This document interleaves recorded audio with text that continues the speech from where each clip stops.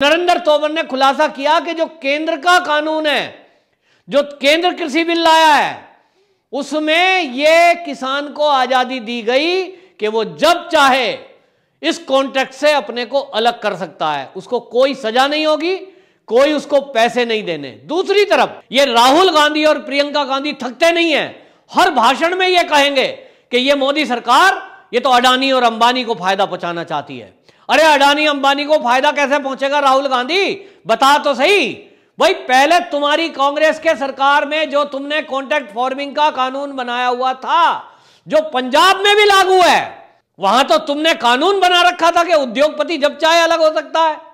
अगर किसान अलग होगा कॉन्ट्रैक्ट फार्मिंग से तो उसको आप 5 लाख का जुर्माना तय करोगे, पैसे नहीं देगा तो जेल होगी।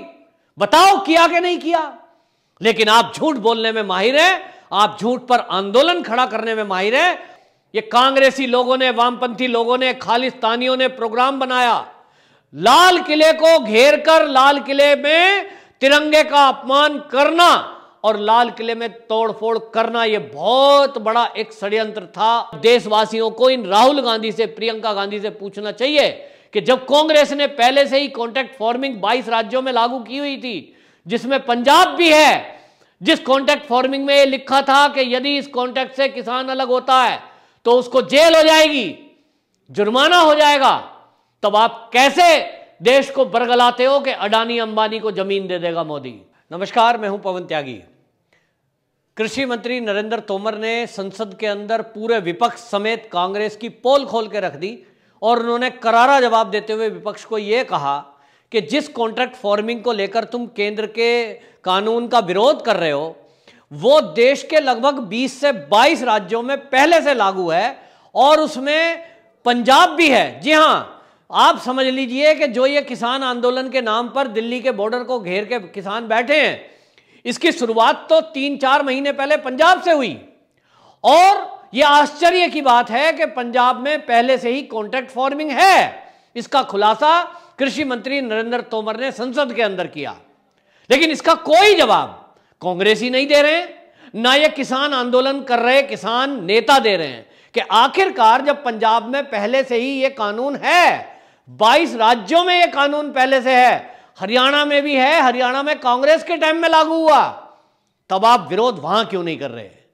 उस कॉन्ट्रैक्ट फार्मिंग में जो कांग्रेस का कॉन्ट्रैक्ट फार्मिंग है, उसमें जो प्रावधान है, वो जो कानून है जो पंजाब में लागू है, उसमें नरेंद्र तोमर ने बताया कि उसके अंदर सजा तक उसमें लिखी हुई है कि किसान को सजा तक हो सकती है और उसमें 5 लाख रुपए तक का जुर्माना भी है किसान के ऊपर, अगर वो उद्योगपति से जो कॉन्ट्रैक्ट किया है, उस कॉन्ट्रैक्ट फार्मिंग से यदि अपने को वो तोड़ता है, उस जो उन्होंने डील की है, वो डील को तोड़ने का उसको 5 लाख रुपए तक का जुर्माना देना पड़ सकता है।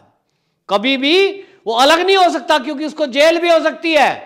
और नरेंद्र तोमर ने खुलासा किया कि जो केंद्र का कानून है, जो केंद्र कृषि बिल लाया है, उसमें यह किसान को आजादी दी गई कि वो जब चाहे इस कॉन्ट्रैक्ट से अपने को अलग कर सकता है, उसको कोई सजा नहीं होगी, कोई उसको पैसे नहीं देने। दूसरी तरफ इस कृषि बिल में 3 कृषि बिल जो केंद्र के हैं, नरेंद्र तोमर ने बताया कि इसमें हमने ये एक्ट डाला है कि जो उद्योगपति है वो अलग नहीं हो सकता, उसको बाउंड किया है।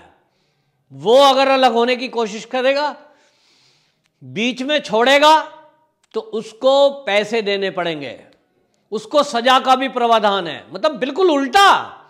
केंद्र सरकार ने किसानों की सुविधा को ध्यान में रखते हुए कॉन्ट्रैक्ट फार्मिंग में जो अलग अलग राज्यों में पहले से चल रहा था, उन राज्यों में चल रहे वाले कॉन्ट्रैक्ट, यानी कहें तो कांग्रेस का जो कॉन्ट्रैक्ट फार्मिंग एक्ट था, उसके जरिए कांग्रेस ने तो ऐसा इंतजाम किया हुआ था कि उद्योगपति जब चाहे अलग हो जाए, लेकिन अगर किसान अलग होना चाहेगा तो या तो उसको मुआवजा देना पड़ेगा, पैसे देने पड़ेंगे, या तो जेल जाएगा जो लोग पैसे नहीं देंगे। कितना तगड़ा उन्होंने छल किया किसानों के साथ, किसानों को पता ही नहीं है। अब आज जब खुलासा हुआ है सदन के अंदर, तो ये कांग्रेसी इधर उधर झांक रहे हैं। यहां तक आपको बताऊं कि नरेंद्र मोदी ने लड़ताड़ लगाते हुए कांग्रेसी लीडर को कहा कि भाई तुम अगली बार आना तो ये कानून पढ़ के आना कि 3 कृषि बिल हैं क्या। ताज्जुब की बात यह है कि पूरे देश में कांग्रेस वामपंथियों ने मिलकर पूरे देश के किसानों को बरगलाने की और झूठ बोलने की कोशिश की और कॉन्ट्रैक्ट फार्मिंग को लेकर यह झूठ फैलाया गया कि तुम्हारी जमीनें हड़प ली जाएंगी, जबकि केंद्र सरकार का जो कृषि बिल है उसमें यह प्रावधान है कि जब चाहे किसान अपने को उस कॉन्ट्रैक्ट से अलग कर सकता है। दूसरी तरफ आपको बताऊं कि उसमें एमपीएसपी जो एरिया है जहां वो कॉन्ट्रैक्ट फार्मिंग हो रही है, जो कंपनियां इन्वेस्ट कर रही हैं, उसमें टैक्स देना पड़ेगा। तो कई गांव ऐसे हैं जो आज टैक्स दे रहे हैं, लेकिन केंद्र सरकार ने इस कानून में भी बदलाव किया कि एमपीएसपी जो क्षेत्र है उसमें जो गांव वासी हैं, चाहे उनका गांव का घर है चाहे खेत है, उनको टैक्स नहीं देना।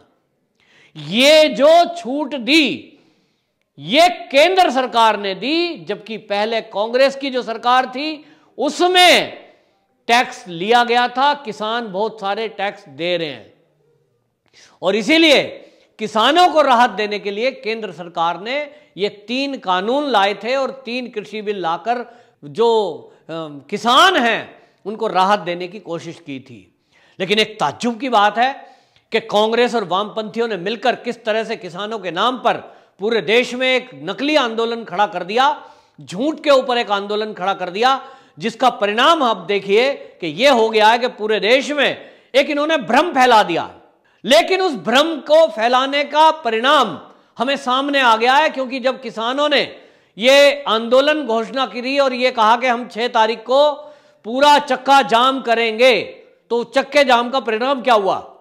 देश के जो किसान हैं, जो रियल में किसान हैं, उन्होंने इस चक्के जाम में अपना कोई सपोर्ट नहीं दिया, कोई बाहर नहीं आया, क्योंकि वो जान रहे हैं जो लोग पढ़े लिखे हैं, जिन लोगों ने कानून पढ़ लिया, जिन लोगों ने मोदी जी की बात को सुना, जिन लोगों ने नरेंद्र तोमर की बात को सुना, उन्होंने सुना कि ये कृषि तीनों बिल किसानों के हित में है। और इसलिए किसी ने इन किसान नेताओं के बहकावे में नहीं आए। और लोग ये भी समझ रहे हैं कि जब से टूल किट का खुलासा हुआ है तब से लोगों को समझ में आ गया है, जो पढ़े लिखे लोग हैं, कि ये खालिस्तानी मूवमेंट को दोबारा से लॉन्च करने की एक कवायद है।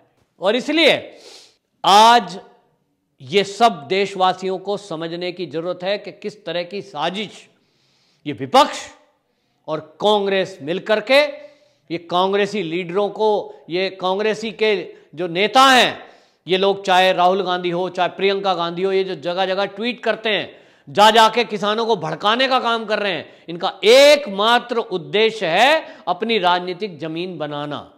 इसमें कांग्रेस ने हद ये कर दी कि वो खालिस्तानी मूवमेंट को भी दोबारा से जिंदा करने की ये कोशिश कर रहे हैं, मतलब देश के साथ गद्दारी।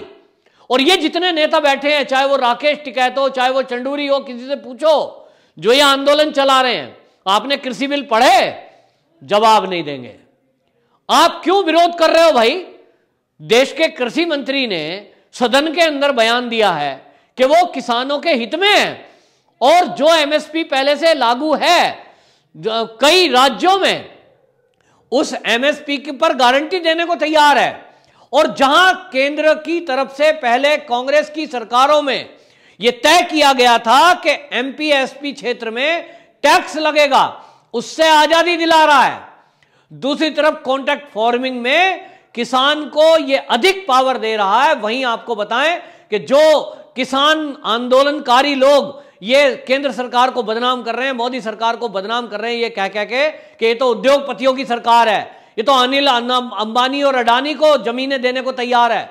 ये राहुल गांधी और प्रियंका गांधी थकते नहीं है, हर भाषण में ये कहेंगे कि ये मोदी सरकार, ये तो अडानी और अंबानी को फायदा पहुंचाना चाहती है।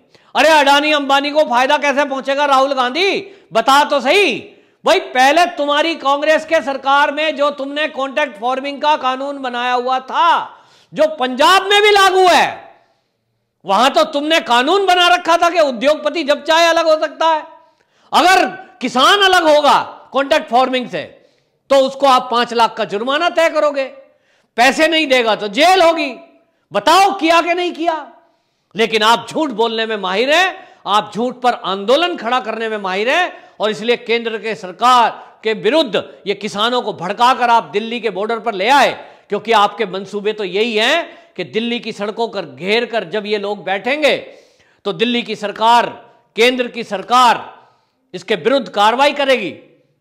और अगर पुलिस और सुरक्षा बलों ने बल प्रयोग किया और कुछ अनहोनी हुई तो आप मोदी को बदनाम कर ले जाएंगे। आप कहेंगे अमित शाह के अंडर पुलिस थी, दिल्ली पुलिस अमित शाह के अंडर है और इसलिए ये अमित शाह की पुलिस ने गोली चला दी, ये मार दिए, और इसलिए ये कांग्रेसी लोगों ने, वामपंथी लोगों ने, खालिस्तानियों ने प्रोग्राम बनाया, लाल किले को घेर कर लाल किले में तिरंगे का अपमान करना और लाल किले में तोड़फोड़ करना। ये बहुत बड़ा एक षड्यंत्र था, उस षड्यंत्र का हिस्सा है, क्योंकि ये देख रहे थे कि देश में देशभक्त सरकार है और सरकार कोई भी हो, तिरंगे का अपमान कोई भी सैनिक सह नहीं सकता। और इसलिए इन्होंने प्लानिंग बनाई कि किसानों को लाल किले में चढ़ाना है, वहां तिरंगे का अपमान करना है, और जब तिरंगे का अपमान होता देख पुलिसकर्मी, सेनाकर्मी ये देखेंगे तो जरूर गोली चलाएंगे। मतलब कुल कहने की बात यह है कि कांग्रेस इस देश में दोबारा से खून की राजनीति करना चाहती है, जिसका जिक्र नरेंद्र तोमर ने संसद के अंदर किया कि देश में खेती होती है पानी से, हम जानते हैं सिंचाई होती है, लेकिन उन्होंने कहा कि कांग्रेस एक ऐसा दल है जो खून से सिंचाई करना चाहती है, खून की खेती करना चाहती है। इसके पीछे उनका आशय यही था कि ये कांग्रेसी लोग किसानों की भी हत्याएं कराने में, किसानों को भी मरवाने में ये बेशर्म है, ये चूकेंगे नहीं। जिस तरह से राकेश टिकैत की भाषा है कि वो बार बार ये कहता है गोली क्यों नहीं चलाई, गोली क्यों नहीं चलाई। अरे लाल किले में अगर तिरंगे का अपमान हो रहा है, पहली बार जब कमेंट लिया गया राकेश टिकैत से तो राकेश टिकैत क्या बोला, पुलिस ने गोली क्यों नहीं चलाई। अरे इसका मतलब तो तुम अपने किसानों को जिनको लाए हो इकट्ठा करके, तुमने मुजफ्फरनगर, बागपत, बड़ौद से किसान बुलाए और उनको लाल किले में जाने को प्रेरित किया, उनको कहा कि तुम्हें लाल किले में जाना है। इसका मतलब तो तुम चाह रहे थे कि उन किसानों पर गोली चले। तो जिन किसानों को तुम घर से बहकाकर फुसलाकर लाए हो उनको तुम मरवाना चाहते हो। ये खुलासा हुआ है और ये खुलासा देश की संसद के अंदर हुआ है। तो कांग्रेसियों के पास अब कोई जवाब नहीं है, लेकिन पूरे देश की जनता को यह जानना है कि ये कांग्रेसी लोग किसी भी हद तक नीचे गिर सकते हैं और ये देश का अपमान करने से नहीं चूकते, देश के तिरंगे का अपमान करने से नहीं चूकते, और ये देश के किसानों के नाम पर हिंसा कराने से भी नहीं चूकते। लेकिन अब देशवासियों को इन राहुल गांधी से, प्रियंका गांधी से पूछना चाहिए कि जब कांग्रेस ने पहले से ही कॉन्ट्रैक्ट फार्मिंग 22 राज्यों में लागू की हुई थी, जिसमें पंजाब भी है, जिस कॉन्ट्रैक्ट फार्मिंग में यह लिखा था कि यदि इस कॉन्ट्रैक्ट से किसान अलग होता है तो उसको जेल हो जाएगी, जुर्माना हो जाएगा, तब आप कैसे देश को बरगलाते हो कि अडानी अंबानी को जमीन दे देगा मोदी। यह काम तो आपने किया है, आपकी सरकार ने किया है।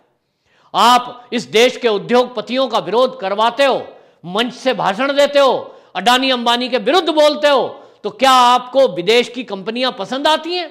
आप चाहते हो कि देश के उद्योगपति ना पनपें? आप ये चाहते हो कि विदेशी कंपनियां इस देश में हावी रहें और हमारे देश को लूटें, हमारा देश फिर से आर्थिक गुलाम हो जाए?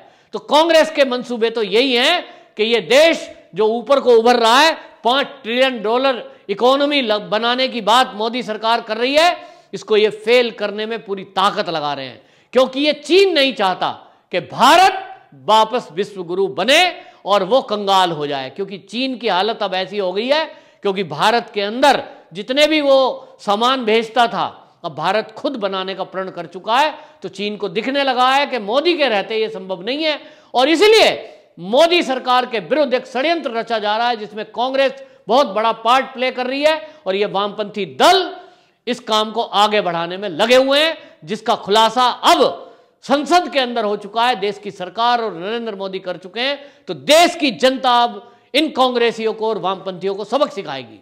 वंदे मातरम।